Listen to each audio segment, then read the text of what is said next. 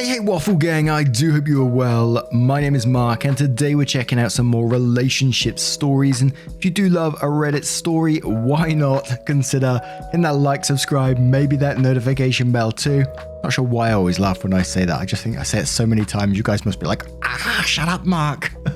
Let's crack on with today's first story. Now, today's first story is from a throwaway account who says, Fiancee said her ex was the love of her life. And we do have updates to this post as well.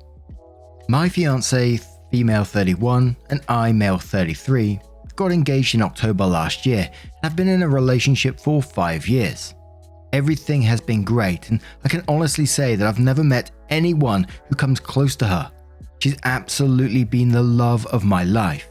I've known her most of it. We grew up on the same street just around the corner from each other. Her mum and dad still stay in the same house, and I stay in the same house I grew up in, which my mum left to me when she passed away in 2014. We still don't officially live together yet, but for all intents and purposes, she lives here. Her and her parents are close though, and she still has her bedroom there and would occasionally spend the night there, but she's never away from here. So this morning, I decided to go take a walk to the shops to buy some things. And as I was about halfway down, 15-minute walk, I realized I had forgotten my face masks. Masks are mandatory here in shops since the 10th of July. So I had to walk back and get mine. When I walked in the door to grab the mask from the kitchen table, I heard her speaking to someone loudly on the phone in the living room. And she said, yeah, but David will always be the love of my life. David is her ex-boyfriend. I don't know a great deal about him, but I know they were in a relationship for 2 years and it ended a year before we started dating. He also dumped her. I grabbed my mask and walked back out. Just as I got to the shops, I felt weird and had to sit down as my mind was going in 1,000 different directions. I eventually got back home and immediately told her I feel sick and sent her back round to her parents' house, as I didn't want her about as I was ill. I'm now lying in my bed wondering what to do, to be honest. I know she didn't do anything wrong. It's not like she cheated on me or intentionally went out of her way to hurt me, but what's heard can't be unheard. She said the person she's agreed to marry isn't a patch on an ex she's not been with for 6 years. The fact she said he will always be the love of her life also means that it's a void game. Her heart's already been taken and there's nothing I could ever do to change that. Also, what would happen if he did come back into her life? You can't turn down the love of your life when they came calling, and I'd be dumped quicker than yesterday's leftovers. So, how do I navigate this? Tell her I was earwigging and heard her say that shit? Just end the relationship for a completely vague reason like, oh, it's not you, it's me, etc. Swallow my pride and pretend I didn't hear it. Everything has been great, but there's no way on earth I want to be someone's second choice, especially when her ex is the one on her mind that she obviously would be with if she could. I'm thinking about just saying it's not working between us. She's now texting me about coming round tonight and spoiling me because I'm the sickie. Fuck that. And the comments on this post were just talking about the updates that were on it as well. So we're going to carry on straight on with an update which says, I was going to update sooner. I spent the last 3.5 days in a drunken stupor, so my apologies, but I'll warn you, this is not a good update. So after posting and receiving some advice on Reddit on Thursday, I was thinking of telling her to come back around, but settled on Friday morning instead, as I wanted to get my head in a clearer state. She still thought I was ill, so I needed a bit of time to think through what I was going to say. She comes round on Friday morning at about 8 AM, and I think she could see right away that something was wrong, as I must have looked stony-faced and you could cut the atmosphere with a knife. Anyway, I said to her that I wasn't really sick and that yesterday, as I was going to the shops, I forgot my mask, had to come back to retrieve it, and when I got in to get it, I heard her talking in the other room about David. Her face went completely pale and started welling up, so I instinctively stopped talking and just stared at her. She then runs into the toilet, locks the door and starts hysterically crying, and alarm bells are going off all over the place in my head. Her reaction made me think she didn't know what I heard, so she must have said some other shit about him as well. I tapped on the door and told her if she has any aspirations of saving this relationship, she had better tell me everything right now. 30 minutes or so go by and she finally comes out, dabbing her face with a tissue, and tells me David got back in touch with her 4 or 5 months ago and she had been sleeping with him once or twice a week since. All I can think of is that snippet of conversation I heard her having was a friend or something helping her choose between David and me. I threw her out, grabbed handfuls of her stuff, put it in bin bags and threw it out the door into the front garden. She's still standing there, by the way. I then grabbed my garden hose and drenched the shit out of her bags with it. I'm not proud of that. It was extremely petty, and in hindsight I should never have done that. She at this point has run round to her house, and about a minute later her dad comes rampaging round screaming. Her dad and I end up rolling around the now quagmirish front garden fighting. At about 9 AM in the morning, no less. Police vans and everything ended up turning up, and half the street was out because of the rammy. Afterwards, I blocked her on everything and went to my friend's house, where the three of us spent the weekend, and Monday they took off work. I'm on furlough, drinking. When I got back in the house this morning, I noticed she'd been back in the house at some point, made the beds, done the washing and ironed. I have no idea why she did this. As I'm writing this, she's tried to get in again. I haven't been able to change the locks yet, so I put the door chains on the front and back door, and from upstairs heard the door opening and the chains clanging as if she tried to get in. There's also a note that she's put through the door. I don't even want to read it right now. I'm too hurt, hungry and hungover to even think about what she has to say. Update 2. Sorry for the belated update, but I'm in a bad way right now. I'm half drunk as I write this, so bear with me. Since everything that has happened, things have taken a turn for the worse. As many of you mentioned I should do, I sent an email to her father explaining my side of the story and apologized for taking things public and embarrassing his daughter, but as I said previously, I acted instinctively. I didn't apologize for fighting him as I was reacting to him coming at me. He told me to fuck off and accused me of biting his ear for some reason. So that's what was stuck in my teeth. I'm joking, of course, if you don't laugh. About a week ago, I went outside to find my car keyed right down to the passenger side wing mirror, round to the boot. Last Sunday, I was walking down the street to meet a friend at the Arches, a place where we occasionally hang out and walk from an arched bridge. And as I was turning the corner, the local mouth, Gossip, called me a disgrace. I said, "How am I a disgrace?" And she told me that I'm a disgrace for beating up my ex-fiancée. Let's be clear here. I've never laid a finger on her in my life. Either her father, or someone else is perpetuating this lie, and me throwing shit out and hosing it has given this authenticity. I haven't spoken to my ex and she hasn't tried to contact me anymore. I think they're all on the same page now that I'm the bad guy. I've got the ball rolling in putting my house up for sale. I can't live here anymore. I wish I still had my mum to lean on. She would make things better. Sorry for the shit update. Update 3. First of all, I would like to thank everyone who has reached out. I've tried to reply to everyone. Hopefully this update will help. I'm still in my house, but I will be renting it out rather than selling it. I can't in good conscience give up something that was my mum's and has been in the family for generations.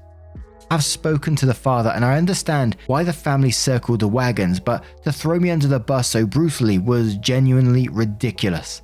Collateral damage to me, and my name is alright apparently. Only known them my entire life. All in all, I feel like I was in the midst of a shit shower that changed course. Still struggling, but feeling a lot better now. And now that I got an umbrella and a fucking roadmap. Also would like to note that I posted on social media giving my side of the story. Whether that was right or not is up for debate, but it was after I had let those close to me discreetly spread it first, so I felt the time was right. The side is still singing off the same hymn sheet, but hoping neutrals will see things from my side. My close pals have been incredible throughout all this. That's why they are close pals, I guess. And update 4. Well, it's been over a year. I've since moved out of my house and am now renting to an older couple, so I thought I would update you. I'm doing great and I've even got myself a girlfriend. Wish me luck. What did I learn? Shit hit the fan fast, but I stood strong. For the first time in what seems like an age, I'm looking forward to the future. You only get one life, right? Fuck spending it with someone who would treat me like trash. And I'm real glad we got that final update there. Obviously, OP went for an absolute awful time before getting out of that situation, but I'm glad that they was able to get out of it and move on, get a girlfriend, and I wish them all the best for the future. I was super curious to what girlfriend had been saying to her family. Obviously, she said some real horrific stuff to them for the family to turn. Did she completely deny the cheating? Did she say, no, he's just saying this stuff now to try and get out of what she was accusing him of? I know the details in the end don't really matter because OP's out of that situation, and rightly so. But what do you guys make of this one? Let me know your thoughts down in the comments below, and let's move on to another story. And our next story is titled, I Stole My Then Best Friend's Wedding Cake, Day of the Wedding. My 28 female best friend, 31 female, was supposed to have a wedding in mid-January. It was scheduled to be a very lavish wedding, the theme being blue because she did not want to have white on white with the snow. My best friend was being quite a bridezilla the days leading up to her wedding, and bridezilla is not quite the word for the day of. She was being a complete bitch, for lack of better words. My task, of course, was going to be something simple for someone who had done so much to help me. Her words, this task was very much not simple. The drive to the bakery was a 45-minute trip each way, and Bride suggested I drive slowly to avoid the cake being messed up. So I would have to take a separate route, which would end up being around 1 hour 15 minutes on the trip back with the cake. I got up bright and early at 6 AM and began the trip shortly thereafter. By the time I got back to the venue with the hotels everyone was staying in, it was about 9 AM. So as I'm unloading the cake, Bride's mum starts to look uneasy. I thought it was because it was freezing outside, but she called over my best friend and she went absolutely berserk. Well, somehow, she failed to inform the cake decorator that she would like the cake to be a matching blue color as well. How does one forget to do this? She adamantly denied that she forgot to inform the decorator of the color, but this was only one of many other grievances from the bride that were her own fault, that she very much blew up at and did not acknowledge they were her fault. My best friend got all in my face and told me I needed to go back ASAP. I obliged. I made the trip back to the decorator and profusely apologized as I explained the situation. Apparently no big deal on a big wedding day for someone else and a slow day for cake decorator. I FaceTimed with my friend the whole time so she could see how everything was going. She seemed very pleased over the phone and said it was perfect. I paid for the touch-up on the cake out of pocket and left. I got back to the venue at around 12. My friend saw the cake being set up and immediately blew up once again. She accused me of swapping out the cake she had seen over the call for a different, shittier version. She did not let me even get one word in as she backed me into my car seat and made other people back the cake in the back. She told me to come back with the correct cake or I would be cut from the wedding. I took my chances and just drove home. I put my phone on silent and ate the cake with my boyfriend and our families. Nobody knows the real story of why I had a wedding cake randomly on a Sunday night for dinner, except for my boyfriend. I do not feel guilty. I will update this later in the day when I get home from work. I posted this on a whim last night before bed. Thank you for everyone telling me I'm not crazy. We'll be back with the aftermath story. And we do have the update as well in a moment. And I really want to go to the update right now because I want to know what's going to happen next. You sat at home eating wedding cake and she's wondering where the hell is the cake gone? But this is meant to be your best friend. And she's not acting like a friend at all. This isn't someone that I would want to spend time with at all. She sounds absolutely awful. She literally got all in your face and demanded that you go back for that replacement. I think that would have been it there and then for me. Why would you want to be a part of that wedding? She sounds absolutely awful. And again with this one, the comments on this particular post, they're replying to the update because it was all in the same post. So I guess we're heading straight over to the update, which starts off with update time. The ride home was good. She didn't realize I was there until much later. Boyfriend and I like to call it the heist drive. Lol. About an hour and a half after I get home and tell boyfriend the story, she starts texting and calling. Voicemails on voicemails of her threatening to call cops, send her family down to my house, which I wasn't even staying at my house that week, so she wouldn't even know my address. I ignored all of the calls because I thought it was humorous. Boyfriend and I giggled every time she called and left a new voicemail. Total count was 56. Though halfway through, she resorted to telling me my dress was still there and that I'd missed the ceremony. Yeah, you mean the dress that was 2 sizes too small for me and yet still insisted I could power through the ceremony with. No shit I didn't last through the morning. Also, her pictures were royally messed up thanks to me. She had an ombre theme going with the bridesmaid in their pictures. Lightest dresses on the outside and darkest on the inside. I was the maid of honor, so my dress was to be extravagant and match well with the bride's. She told me that it would completely tie the pictures together beforehand, which I didn't really pay much attention to. Seeing the photos afterwards, she was right. They looked completely screwed up and off-center. It definitely pissed her off because she had that look I knew so well from our years of friendship in her pictures. She really had been a good friend up until a few months before the wedding, so I cut her some slack for acting irrationally because I also tend to act from an emotional place. However, I'm just learning to stand up for myself and not take shit from people, so cutting her off was really easy when given such a good situation to do so. To those asking, yes, she did have to get a store-bought cake. It was a sheet cake that I can only assume came from Kroger or something because I saw one very similar the weeks after. I had a really great time eating the cake with both of our families, a bonding experience that is certainly one of my dearest memories. Something else ironic that I'd like to tell you guys is that the whole reason I posted this is because boyfriend, fiancé, proposed last night.